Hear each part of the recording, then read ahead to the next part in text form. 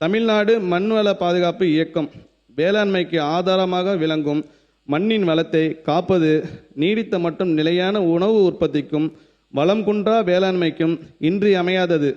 மண்புழுக்கள் தான் உழவர்களின் நண்பர்கள் என்பார்கள். மண்புழுக்கள் தங்களுடைய வலைகளால் மழைநீரை மண்ணுக்குள் கொண்டு சேர்க்கின்றன. ஆகவே மண்புழுக்கள் வாழும் அளவிற்கு மண் வளத்தை அதிகரிக்க வேண்டியுள்ளது. தமிழ்நாட்டில் செம்மண், பழுப்பு நிற மண், கரிசல் மண், சாம்பல் நிற மண், வண்டல் மண் என பல்வேறு மண் வகைகள் உள்ளன. ஒவ்வொரு மண்ணுக்கும் ஏற்ற பயிர் உள்ளவாறே ஒவ்வொரு பயிருக்கும் ஏற்ற மண் வகையும் உண்டு. ரசாயன உரங்களை மட்டுமே தொடர்ந்து பயன்படுத்துவது, பயிர் கழிவுகள் மண்ணில் மட்காமல் இருப்பது, பண்ணை கழிவுகளை முறையாக மறுசுழற்சி செய்யாதது போன்றவற்றால் மண்ணில் உள்ள உயிர்ம கரிம அளவு குறைவதுடன் மண் நலமும் வேளாண் உற்பத்தி திறனும் பாதிக்கப்படுகின்றன. எனவே மண்ணில் நுண்ணுயிர்களின் எண்ணிக்கை அதிகரித்தல், கலர் உவர் நிலங்களை சீர்திருத்துதல், ரசாயன உரங்களின் பயன்பாட்டை குறைத்தல், இயற்கை உயிர்ம வேளாண் முறைகளை ஊக்குவித்தல் ஆகிய செயல்பாடுகளை மேற்கொண்டு வளமான தமிழ் மண்ணை வருங்காலம் காணுமாறு தமிழ்நாடு மண்வள பாதுகாப்பு இயக்கம் 600 கோடி ரூபாய் மதிப்பீட்டில் 5 ஆண்டு திட்டமாக இந்த ஆண்டு அறிமுகப்படுத்தப்படுகிறது. மண் வளத்தை அறிந்து அதற்கேற்ப சமசீர் உர பயன்பாட்டை ஊக்குவிக்கும் விதமாக 1 லட்சம் விவசாயிகளுக்கு 4 கோடி ரூபாய் மாநில நிதி ஒதுக்கீட்டில் மண்ணல் அட்டைகள் வழங்கப்படும். கூடுதலாக உழவர் அடையாள எண் பெற்ற சுமார் 3 லட்சம் விவசாயிகளுக்கு மண் நல அட்டைகள் ஒன்றிய மாநில அரசு திட்டத்தின் கீழ் 6 கோடியே 16 லட்சம் ரூபாய் நிதி ஒதுக்கீட்டில் வழங்கப்படும். மண் வளத்தை மீட்டெடுக்கும் வகையில் 1 லட்சம் ஏக்கர் பரப்பிற்கு தேவையான தக்கை பூண்டு, சணப்பு, கொளிஞ்சி போன்ற பசுந்தாள் உர விதைகள், 22,000 ஏக்கருக்கு தேவையான பல்வகை தானிய விதைகள் விவசாயிகளுக்கு மானிய விலையில் விநியோகிப்பதுடன் வளர்ந்த பசுந்தலைகளை நிலத்திலே மடக்கி உழுது மட்க செய்திட ஏக்கருக்கு 3,000 ரூபாய் உழவு மானியமும் வழங்கப்படும். இதற்கென 63 கோடியே 50 லட்சம் ரூபாய் மாநில நிதியிலிருந்து ஒதுக்கீடு செய்யப்படும். மண் வளத்தை பாதுகாக்கும் நுண்ணுயிர்களின் எண்ணிக்கையை அதிகரிக்கவும், ரசாயன உரங்களின் பயன்பாட்டை குறைக்கவும் 1 லட்சம் ஏக்கருக்கு தேவையான திரவ உயிர் உரங்கள் 4 கோடியே 50 லட்சம் ரூபாயிலும், உர பயன்பாட்டு திறனை மேம்படுத்தும் வகையில் நீரில் கரையக்கூடிய உரங்களும், மகசூலை அதிகரிக்க பருத்திக்கு காட்டன் பிளஸ், கரும்பிற்கு சுகர் கேன் பூஸ்டர் மற்றும் நெற்பயிரில் பூக்கும் தன்மையை மேம்படுத்தும் ரைஸ் ப்ளூம் ஆகிய பயிர் ஊக்கிகளும் 12 கோடியே 38 லட்சம் ரூபாய் செலவில் விநியோகிக்கப்படும். மாநிலம் முழுவதும் உயிர்ம வேளாண்மையை பரவலாக்கம் செய்யும் நோக்கில் 2026-27 ஆண்டில் மாநில அரசின் சிறப்பு திட்டமாக 20,000 ஏக்கரில் உயிர்ம வேளாண் முறைகளை பின்பற்றும் விவசாயிகளுக்கு ஏக்கருக்கு 4,000 ரூபாய் சிறப்பு ஊக்கத்தொகை வழங்க 8 கோடி ரூபாய் நிதி ஒதுக்கீடு செய்யப்படும். இது தவிர பாரம்பரிய வேளாண் வளர்ச்சி திட்டத்தில் உயிர்ம வேளாண்மை ஈடுபடும் உழவர்களை ஒருங்கிணைத்து 7,500 ஏக்கரை உள்ளடக்கிய உயிர்ம வேளாண்மை தொகுப்புகள் உருவாக்கவும், இயற்கை வேளாண்மை வாயிலாக மண் வளத்தை மேம்படுத்தி நஞ்சிலா உணவு உற்பத்தி செய்திட இயற்கை வேளாண்மைக்கான தேசிய இயக்கத்தில் National Mission on Natural Farming 3,125 ஏக்கரில் புதிய இயற்கை வேளாண்மை தொகுப்புகள் உருவாக்கவும், 7,500 ஏக்கரில் இயற்கை வேளாண்மை மேற்கொண்டு வரும் விவசாயிகள் 2ஆம் ஆண்டு செயல்பாடுகளை தொடரவும் 2026-27 ஆண்டில் 9 கோடியே 12 லட்சம் ரூபாய் ஒன்றிய மாநில நிதி ஒதுக்கீடு செய்யப்படும். உயிர்ம வேளாண்மையை ஊக்குவிக்கும் வகையில் நிரந்தர மண்புழு உரக்கூடங்கள் அமைத்திட 10 கோடி ரூபாய் நிதி ஒதுக்கீடு செய்யப்படும். தேசிய உயிர்ம உற்பத்தி திட்டத்தில் புதிதாக பதிவு செய்யும் விவசாயிகளுக்கான பதிவு கட்டணமும், மாறுதல் காலத்தில் உள்ள விவசாயிகளுக்கான புதுப்பித்தல் கட்டணமும் செலுத்துவதிலிருந்து விலக்கு அளிக்கப்பட்டு உயிர்ம விவசாயிகளுக்கு உயிர்ம வாய்ப்பு சான்றிதழ் இலவசமாக வழங்கப்படும். கடந்த ஆண்டு புதிதாக பதிவு செய்யும் விவசாயிகளுக்கு மட்டுமே கட்டண விலக்கு அளிக்கப்பட்ட நிலையில் இவ்வாண்டு முதல் உயிர்ம சான்று பெறுவதற்கான மாறுதல் காலத்திலும் விவசாயிகள் தொடர்ந்து உயிர்மை நிலையினை கண்டுபிடிப்பதை ஊக்குவிக்கும் முகமாக மாறுதல் காலத்திற்கும் இந்த கட்டண விலக்கு விரிவுபடுத்தப்படும்.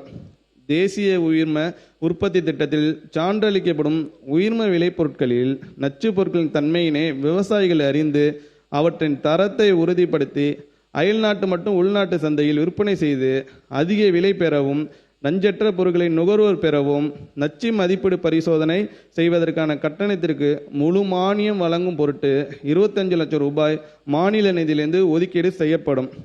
கலர் உவர்த்தன்மைகளால் பாதிக்கப்பட்ட மற்றும் வளம் குறைந்த நிலங்களை மீட்டெடுப்பதற்காக மண் சீர்திருத்தம் குறித்து 2000 ஏக்கரில் செயல்விளக்கம் மேற்கொள்ள 2 கோடி ரூபாய் ஒதுக்கீடு செய்யப்படும். மண் நல மேம்பாட்டு குறித்த தொழில்நுட்பங்களை உழவர் பெருமக்களுக்கு எடுத்துரைக்க விழிப்புணர்வு மற்றும் விளம்பர பணிகள் 2 கோடி ரூபாய் நிதி ஒதுக்கீட்டில் மேற்கொள்ளப்படும். காலநிலை மாற்றத்தின் தாக்கத்தை எதிர்கொள்ள நேரடி நெல் விதைப்பு, நீர்மறைய நீர் கட்டும் பாசன முறை, மெல்ல கரையும் உரங்களின் பயன்பாட்டு முறைகளை பின்பற்றி பசுமை குடில் வாயு வெளியேற்றதை 50% தவிர்த்து கரிமத்தை அகற்றி மண்ணில் சேமிக்கும் விவசாயிகளுக்கு கார்பன் வர்த்தகம் வழியாக கூடுதல் வருமானம் பெறுவதை ஊக்குவிக்க 2000 ஏக்கரில் செயல் விளக்கங்கள் அமைத்து கண்காணிப்பு மற்றும் சீராய்வு நெறிமுறைகளை உருவாக்க மாநில நிதியிலிருந்து 60 லட்சம் ரூபாய் நிதி ஒதுக்கீடு செய்யப்படும். தமிழ்நாடு மண்வள பாதுகாப்பு இயக்கம் 2026-27 ஆண்டில் 122 கோடியே 51 லட்சம் ரூபாய் நிதியில் 10 கூறுகளுடன் செயல்படுத்தப்படும் நெல் விதை உற்பத்தி மற்றும் விதை விநியோக மானியத்திற்கான சிறப்பு திட்டம். விவசாயிகளுக்கு இடுபொருட்கள் போதிய அளவில் குறித்த பருவத்தில் கிடைக்க செய்ய இந்த அரசு உறுதி பூண்டுள்ளது. நெல் உற்பத்தி திறனை அதிகரிப்பதில் முக்கிய பங்களிப்பை வழங்கும் தரமான விதை உற்பத்தி மற்றும் விநியோகத்திற்கான மானியத்தினை 2026-27 ஆண்டு முதல் ஒன்றிய அரசு நிறுத்திவிட்டது. ஆனால் விவசாயிகளின் கோரிக்கையினை ஏற்று அவர்களின் நலன் கருதி மாண்புமிகு முதலமைச்சர் அவர்கள் தாய் உள்ளத்தோடு அறிவுறுத்தபடி விதைப்பண்ணைகள் அமைத்து 7730 மெட்ரிக் டன் சான்று நெல் விதை உற்பத்தி செய்து தமிழ்நாடு மாநில விதை மேம்பாட்டு முகமைக்கு வழங்கும் விவசாயிகளுக்கு நெல் விதை உற்பத்தி மானியமும் 14570 மெட்ரிக் டன் சான்றளிக்கப்பட்ட விதைகளை மானியத்தில் விநியோகிக்க நெல் விதைய விநியோக மானியமும் வழங்குவதற்கு 2026-27 ஆண்டில் 34 கோடியே 72 லட்சம் ரூபாய் மாநில நிதியிலிருந்து ஒதுக்கீடு செய்யப்படும். விவசாயிகளை வாழ வைப்பது மழை தரும் வானம்தான் என்றாலும் சில நேரங்களில் அவர்களை வருத்துவதும் வானமாகத்தான் உள்ளது. இந்த ஆண்டு ஏற்பட்டுள்ள சூப்பர் எல்னினோ நிகழ்வினால் நாடு முழுவதும் குறிப்பாக குறுவை பருவத்தில் பெரும் தாக்கம் ஏற்படும் என்று எதிர்பார்க்கப்படுகிறது. இதில் தமிழ்நாட்டில் 12 மாவட்டங்களில் அதிக தாக்கம் ஏற்படும் என்றும் கணிக்கப்பட்டுள்ளது. எனவே தமிழ்நாடு வேளாண்மை பல்கலைக்கழகத்தால் அனைத்து மாவட்டங்களுக்கும் தயாரிக்கப்பட்டுள்ள மாவட்ட வேளாண்மை இடை ஏற்பாட்டு திட்டம் டிஸ்ட்ரிக்ட் அக்ரிகல்ச்சரல் பிளான் மாவட்ட ஆட்சியர்களுக்கு அனுப்பப்பட்டு அவற்றில் குறிப்பிடப்பட்டுள்ள நடவடிக்கைகளை ஒருங்கிணைந்த முறையில் செயல்படுத்த அனைத்து ஏற்பாடுகளும் தீவிரப்படுத்தப்பட்டுள்ளன. மாம்பழத்திற்கு குறிப்பாக பெங்களூரா ரக மாம்பழத்திற்கு கடந்த ஆண்டு போலவே இந்த ஆண்டும் போதிய விலை கிடைக்காமல் விவசாயிகள் பெரிதும் பாதிக்கப்பட்ட நிலை இருந்தது. எனவே பெங்களூரா ரக மாம்பழத்திற்கு ஒன்றிய அரசின் சந்தை இடையீட்டு திட்டத்தில் விலை வித்தியாச தொகையை வழங்க ஒன்றிய அரசுக்கு உரிய கருத்துருவினை அனுப்பி முதல் முறையாக ஒப்புதல் பெறப்பட்டது. இதற்கான நெறிமுறைகள் வகுக்கப்பட்டு திட்டம் தொடங்கப்படுவதற்குள் பெங்களூரா ரகத்தின் அறுவடை முடிவுற்ற நிலையில் 6 மெட்ரிக் டன் மட்டுமே கொள்முதல் செய்யப்பட்டிருந்தாலும் திட்ட நடைமுறைகள் தெளிவாக வகுக்கப்பட்டிருப்பதால் இனி வருங்காலங்களில் இத்தகைய நிகழ்வுகளை விரைவாக எதிர்கொள்ள வேளாண்மை உழவர் நலத்துறை முற்றிலும் தயாராக உள்ளது. மக்களுக்கான உணவு பாதுகாப்பை உறுதி செய்திடும் வகையில் 5 ஆண்டுகளில் 131 லட்சம் மெட்ரிக் டன் உணவு தானிய உற்பத்தி அடைய இலக்கு நிர்ணயிக்கப்பட்டுள்ள நிலையில் 2026-27 ஆண்டிற்கு 125 லட்சம் மெட்ரிக் டனாக இலக்கு நிர்ணயிக்கப்பட்டுள்ளது.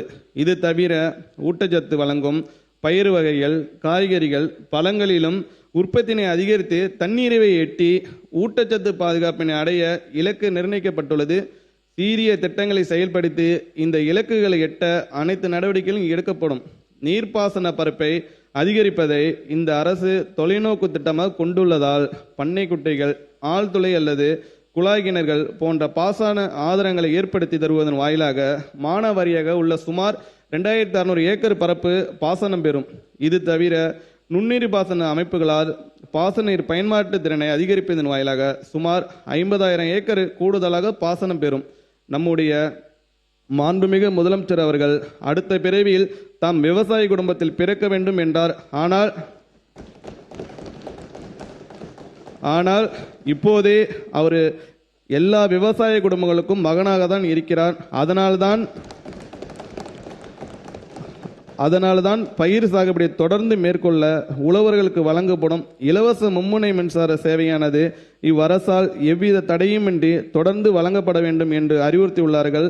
அதன்படி 2026-27 ஆண்டில் இலவச மின் இணைப்புகளுக்கான கட்டணத் தொகையாக தமிழ்நாடு மின் பகிர்மான கழகத்திற்கு 7,432 கோடியே 58 லட்சம் ரூபாய் வழங்கப்படும்.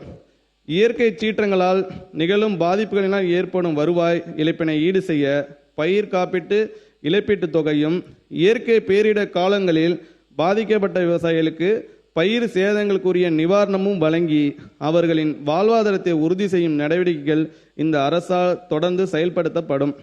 மாண்புமிகு பேரவைத் தலைவர் அவர்களே, இவை எல்லாவற்றுக்கும் மேல் நேர்மைக்கும் நெருப்புக்கும் உருவான தமிழரான நமது முதலமைச்சர் அவர்களின் அறிவுரைப்படி செயல்படுத்தும் அனைத்து திட்டங்களையும் அவற்றின் முழு பலன்களும் விவசாயிகளை சென்றும் சேரும் வகையில் வெளிப்படைத்தன்மையுடனும் பொறுப்புணர்ச்சியுடனும் பாரபட்சமின்றியும் செயல்படுத்துவதில் முழு கவனம் செலுத்தி அனைவரும் விரும்பத்தக்க ஒரு மாற்றம் ஏற்படுத்தப்படும்.